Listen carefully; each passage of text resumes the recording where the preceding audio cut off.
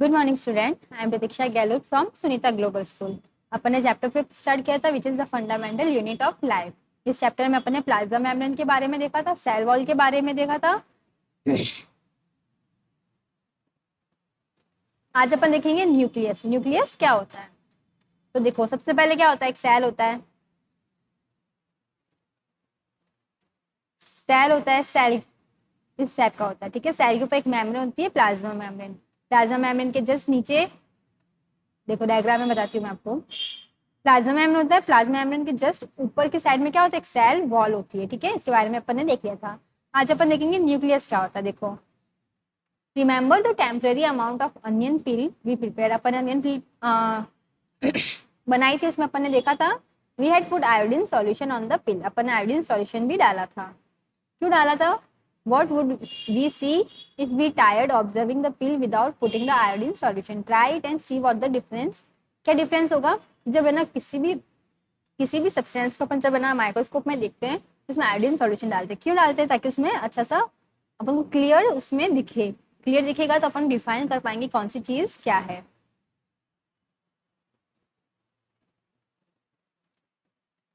According to their chemical composition, different region of cell get colored differently. Some region appear darker and the other region. Apart from iodine solution, we could use saffron in solution। यानी कि iodine solution से क्या होता है, उसको colour मिल जाता है। और कलर मिलने से कुछ कुछ पार्ट्स होते हैं जो अपन को इजीली अच्छे से दिख पाते हैं। तो देखो, अब न्यूक्लियस क्या होता है। Nucleus has a double layer covering called nuclear membrane. Nucleus इस टाइप का होता है और इसकी डबल लेयर होती है, डबल लेयर कवरिंग होती है, उसको क्या बोलेंगे, nuclear membrane. The nuclear membrane has pores which allow the transfer of material. यानी कि न्यूक्लियर मेम्ब्रेन में क्या होता है, थोड़े थोड़े से पोर्स होते हैं जो कि किसको अलाउ करते हैं, transfer of material from inside the nucleus of its outside. यानी कि अंदर जाने के लिए या बाहर आने के लिए वो उसको हेल्प करता है। That is to the cytoplasm which we talk about in section 5.2.4। Cytoplasm अपन ने देखा था, या अपन आगे भी देखेंगे। जो न्यूक्लियस कंटेन क्रोमोसोम। अब देखो, न्यूक्लियस के अंदर क्या क्या होता है। ये सेल है, सेल के अंदर न्यूक्लियस होता है। अब न्यूक्लियस के अंदर क्या होता है, क्या क्या होता है, chromosome which are visible as rod shape structure. यानी कि क्रोमोसोम का स्ट्रक्चर इस टाइप से होता है, यानी कि रॉड शेप का स्ट्रक्चर होता है जो अपन को दिख जाता है जब अपन उसको माइक्रोस्कोप में देखते हैं। Only when the cell is about to divide. Dot shape का स्ट्रक्चर अपन को कब दिखता है, जब सेल डिवाइड होता है। Chromosome contain information for inheritance of character from parent to next generation in the form of DNA. Chromosome के ऊपर क्या होता है, डीएनए होता है। डीएनए में क्या होता है, अपन एक जनरेशन से जब दूसरे जनरेशन में जो कैरेक्टर्स पास होते हैं, यानी कि जो मम्मी पापा में से जो बच्चे में कैरेक्टर्स पास होते हैं, वो कैरेक्टर्स वो इस क्रोमोसोम के ऊपर रहते हैं। किसके फॉर्म में, डीएनए की फॉर्म में। डीएनए सबको पता है, अपन बोलते हैं ना कि डीएनए मैच करता है या नहीं करता है। और डीएनए की फुल फॉर्म क्या है, डीऑक्सी राइबोस न्यूक्लिक एसिड। यानी कि न्यूक्लियस के अंदर होता है क्रोमोसोम, क्रोमोसोम के ऊपर होता है, देखो न्यूक्लियस है, यह है न्यूक्लियस। न्यूक्लियस के अंदर क्या होगा, क्रोमोसोम। किस टाइप का होगा वो, इस टाइप का, जब ये डिवाइड होने लगता है। और क्रोमोसोम के ऊपर क्या होगा, डीएनए यानी कि डीएनए। और ये इसका वो क्या होता है, जो कैरेक्टर्स होते हैं पेरेंट में, उसको वो नेक्स्ट जनरेशन में पास करता है, यानी कि ट्रांसफर करता है। Chromosome are composed of DNA and protein. जो क्रोमोसोम होता है ये किस किस से बना हुआ होता है, तो डीएनए से बना हुआ होता है, और क्रोमोसोम बना हुआ होता है डीएनए से और प्रोटीन से।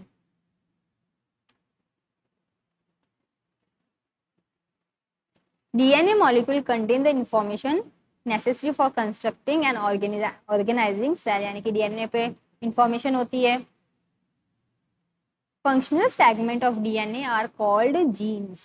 इनके ऊपर है ना, जैसे देखो ये डीएनए दे रखा है, डीएनए इस फॉर्म में होता है। डीएनए के ऊपर कुछ फंक्शनल यूनिट्स होती है, इनको बोला जाता है जीन्स।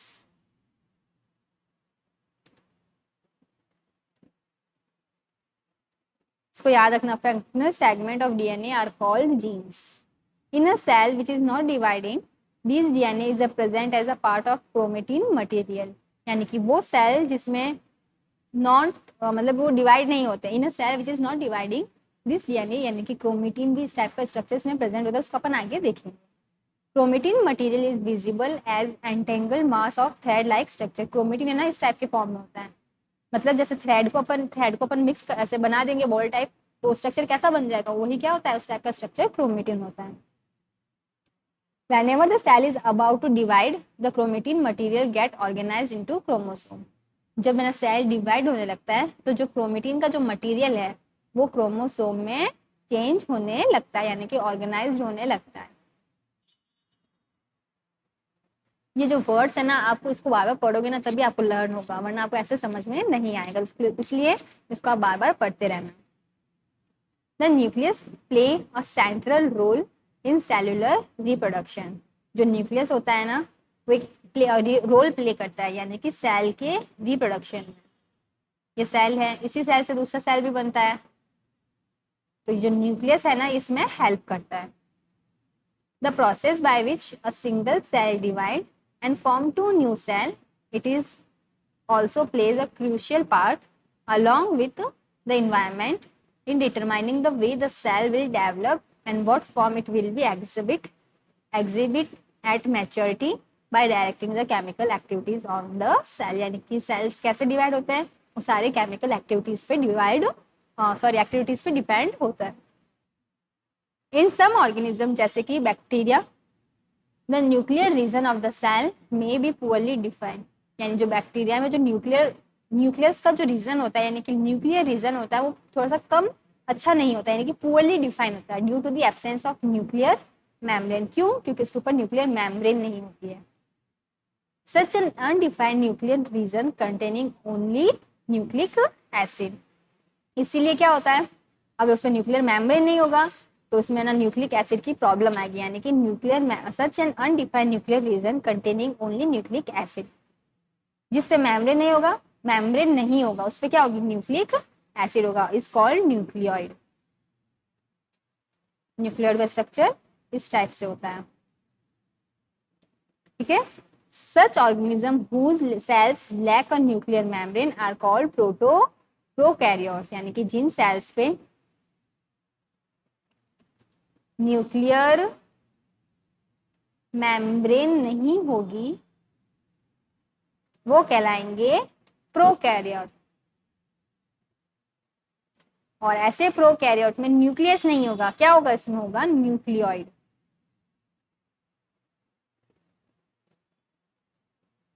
ठीक है। देखो प्रोकैरियोट्स का मतलब क्या होता है, प्रो यानी कि प्रिमिटिव और प्राइमरी, और कैरियोट यानी कि nucleus. Organism with cell having a nuclear membrane are called eukaryotes, यानी कि ऐसे organism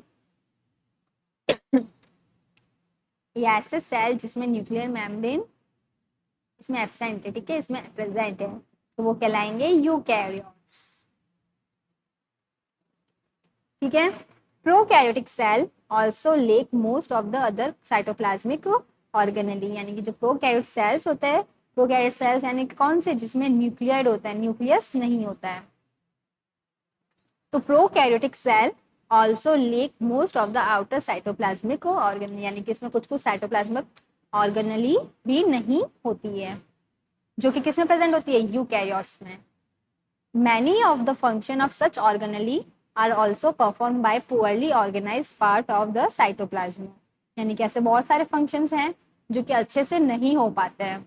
the chlorophyll in photosynthetic prokaryotic bacteria is associated with membranes vessel, यानी कि ऐसे जो प्रोकैरियोटिक बैक्टीरिया है जो फोटोसिंथेसिस करते हैं उनमें जो क्लोरोफिल होता है वो किससे अटैच होता है, मेम्ब्रेनस वेसल से, यानी कि उसमें क्या होता है, एक बैग लाइक स्ट्रक्चर होता है, but not with plastid as in eukaryotic cell, यानी कि जो यूकैरियोटिक सेल होता है उसमें एक प्लास्टिड होता है, वो प्लास्टिड क्या होता है प्रोकैरियोट में नहीं होता है। देखो साइटोप्लाज्म में क्या होता है, अब देखो अपना नेक्स्ट टॉपिक है साइटोप्लाज्म। साइटोप्लाज्म में क्या होता है, When we look the temporary mount of onion peel as well as human chick cell, we can see a large region of each cell enclosed by cell membrane. यानी कि क्या है, cell membrane एक ऐसा स्ट्रक्चर है जिसमें सारे जो अपन के जो ऑर्गेनेलीज है वो प्रेजेंट होते हैं, मान लो। और ये किसके अंदर प्रेजेंट होता है, प्लाज्मा मेम्ब्रेन के अंदर। यानी कि जो पूरा जैसे सेल है, सेल के अंदर जो पूरा स्ट्रक्चर होगा साइटोप्लाज्मा, और साइटोप्लाज्मा के अंदर ही दूसरे ऑर्गेनेलीज प्रेजेंट होंगे। The region take up very less chain, और ये जो साइटोप्लाज्मा होता है इसका कलर बहुत कम आता है। It is called the cytoplasm. The cytoplasm is the fluid contained inside the plasma membrane. यानी प्लाज्मा मेम्ब्रेन होता है, प्लाज्मा मेम्ब्रेन के अंदर पूरा एक फ्लूइड होता है, यानी कि एक पानी टाइप या लिक्विड टाइप कुछ स्ट्रक्चर प्रेजेंट होता है, उसी को बोलेंगे साइटोप्लाज्मा। और ये पूरे सेल में प्रेजेंट होता है। The cytoplasm is fluid contained inside the plasma membrane. It also contain many specialized celled organelle, यानी कि इसके अंदर बहुत सारे सेल ऑर्गेनली भी प्रेजेंट होते हैं। Each of these organelles perform a specific function for the cell. और जितने भी ऑर्गेनलीज प्रेजेंट है वो हर ऑर्गेनली का जो फंक्शन है वो अलग होता है, किसके लिए, सेल के लिए। Cell organelles are enclosed by membrane. जितने भी सेल ऑर्गेनलीज प्रेजेंट है,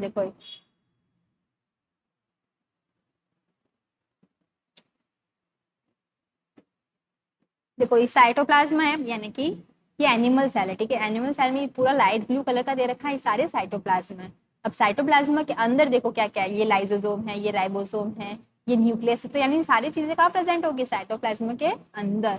और ये सारे जो जैसे कि न्यूक्लियस है या गोल्जी, ये सेंट्रियोल्स है, इनके ऊपर एक कवरिंग होती है, इनके ऊपर एक लेयर होती है, ठीक है। तो क्या बोला गया है, cell organelles are enclose by membrane, यानी कि जितने भी ऑर्गेनलीज हैं वो किससे ढके हुए होते हैं, मेम्ब्रेन से। In prokaryotes beside the absence of definite nuclear region the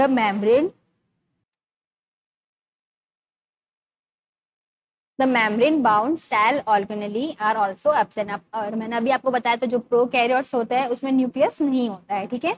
बताया था ना, यहाँ पे देखो न्यूक्लियर मेम्ब्रेन नहीं होती, यानी कि प्रोकैरियोट भी नहीं है, सॉरी प्रोकैरियोट में न्यूक्लियस भी नहीं है।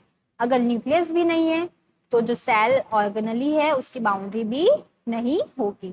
यानी कि क्या है, prokaryote beside the absence of a definite nuclear reason, यानी इसमें कोई न्यूक्लियर रीजन नहीं होता, उस वजह से the membrane bound cell organelles, यानी कि जो सेल ऑर्गेनली पे जितने भी मेम्ब्रेन्स होती है आर ऑल्सो एब्सेंट, ठीक है। और ऑन दी अदर हैंड, यानी कि उसी तरफ से दूसरी तरफ अपन देखते तो the eukaryotic cells have a nuclear membrane. इसमें न्यूक्लियर मेम्ब्रेन भी होती है, यानी कि जो न्यूक्लियस की जो ऊपर वाली जो लेयर होगी उसको बोलेंगे nuclear membrane. As well as membrane enclose organelles, यानी कि जितनी भी ऑर्गेनलीज होंगे उस सबके ऊपर क्या होगी, एक मेम्ब्रेन होगी, ताकि वो किसी और से इफेक्ट नहीं करे, या जो मेम्ब्रेन होती है वो परमिशन देती है कि कौन सी चीज अंदर आएगी और कौन सी चीज बाहर जाएगी। अब देखो, the significance of membrane can be illustrated with example. Upon membrane का एक सिग्निफिकेंट देखते हैं, यानी कि एक एग्जाम्पल देखते हैं। क्या देखा अपन ने, वायरस का। सबसे पहले क्या होगा, virus lake any membrane and hence do not show characteristics of life until they enter a living body. यानी जो वायरस होगा, वायरस का स्ट्रक्चर इस टाइप से होता है।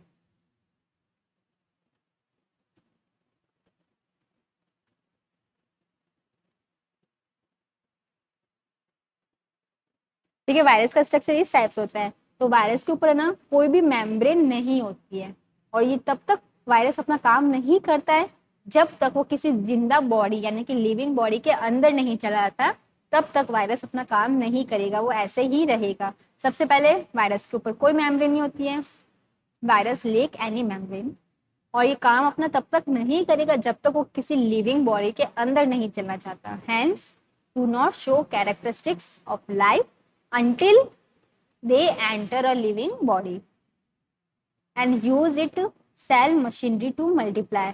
और बॉडी के अंदर जाने के बाद में वो क्या करेगा, मल्टीप्लाई करेगा, जल्दी जल्दी अपने नंबर बढ़ाएगा। अब देखो सेल ऑर्गेनेलीज में क्या क्या आएगा और क्या होता है। देखो every cell has a membrane around it to keep its own content separate from external environment. मैंने अभी बताया था कि जितने भी सेल में ऑर्गेनेलीज होंगे उन सब के ऊपर एक मेम्ब्रेन होगी। कोई भी ले लो, चाहे न्यूक्लियस ले लो या लाइसोसोम ले लो, सेंट्रियोल ले लो, गोल्जी एपिटस ले लो, न्यूक्लियर एनवलप ले लो, न्यूक्लियस ले लो, जितने भी ऑर्गेनेलीज होंगे उन सब पे क्या होगी, एक मेम्ब्रेन होगी। क्यों होगी? To keep its own content separate from external environment, यानी कि उसके अंदर जो भी चीज है उसको जो एनवायरनमेंट से अलग रखने के लिए। Large and complex cells including cell from multicellular organisms need a lot of chemical activities to support their complicated structure and function। यानी कि जितने भी सेल्स के अंदर जो भी स्ट्रक्चर होते हैं, चाहे वो मल्टीसेल्युलर ऑर्गेनिज्म में भी क्यों ना हो, इसको अपनी फंक्शन करने के लिए बहुत सारी केमिकल एक्टिविटीज या फिर सपोर्ट की जरूरत पड़ती है। To keep these activities of different kind separate from each other. ये एक्टिविटी करने के लिए सबसे पहले तो क्या करना पड़ेगा, इनको दूसरी चीजों से दूर रहना पड़ेगा या फिर अलग रहना पड़ेगा। These cell use membrane bound little structure within themselves, यानी कि इनमें क्या होता है, मेम्ब्रेन होती है, मेम्ब्रेन बाउंड लिटिल स्ट्रक्चर, यानी कि छोटा सा स्ट्रक्चर होता है जिसको बोलेंगे ऑर्गेनेलीज विद इन देमसेल्फ, यानी खुद के अंदर। This is one of the feature of eukaryotic cells that distinguish them from prokaryotic cells, यानी कि एक ही ऐसा डिफरेंस है जो कि प्रोकैरियोट को यूकैरियोट से अलग करता है। Some of these organelles are visible only with an electron microscope. कोई कोई जो ऑर्गेनेलीज होती है हमें तभी दिखती है जब हम इसको इलेक्ट्रॉन माइक्रोस्कोप में देखते हैं। We have talked about the nucleus in previous section. अपने न्यूक्लियस के बारे में देखा था। Some important example of cell organelles which we will discuss now are, जो सबसे इम्पॉर्टेंट ऑर्गेनेलीज है यानी कि एंडोप्लाज्मिक ऑर्गेनेलीज का सिर्फ इतना सा मीनिंग आप याद रखना, जो भी सेल्स के अंदर प्रेजेंट होते हैं, चाहे वो न्यूक्लियस हो, चाहे गोल्जी एपिटस हो या कुछ भी होंगे, उसको बोलेंगे ऑर्गेनेलीज। ऑर्गेनेलीज के ऊपर एक लेयर होती है। अगर लेयर किसके ऊपर होती है, यानी लेयर यानी कि मेम्ब्रेन, ठीक है, और मेम्ब्रेन प्रेजेंट होगी तो सिर्फ और सिर्फ यूकैरियोट्स में। प्रोकैरियोट में ऐसी कोई भी लेयर या फिर मेम्ब्रेन प्रेजेंट नहीं होगी। जो ऑर्गेनेलीज के बारे में अपन पढ़ेंगे वो कौन कौन सी है, endoplasmic reticulum, Golgi apparatus, lysosome, mitochondria, plastids. They are important because they carry out some very crucial function in cells। ये important क्यों है, क्योंकि इन सब में एक बहुत इंपॉर्टेंट फंक्शन होता है जो सेल्स के अंदर वो कैरी करते हैं। अब अपना नेक्स्ट टॉपिक है वो है एंडोप्लाज्मिक रेटिकुलम। जो एंडोप्लाज्मिक रेटिकुलम है इसको अपन अपनी नेक्स्ट क्लास में पढ़ेंगे। तब तक के लिए आज मैंने आपको जो भी रीड करवाया है उसको आप अच्छे से रीड करना। तब तक के लिए stay home, stay safe, good bye.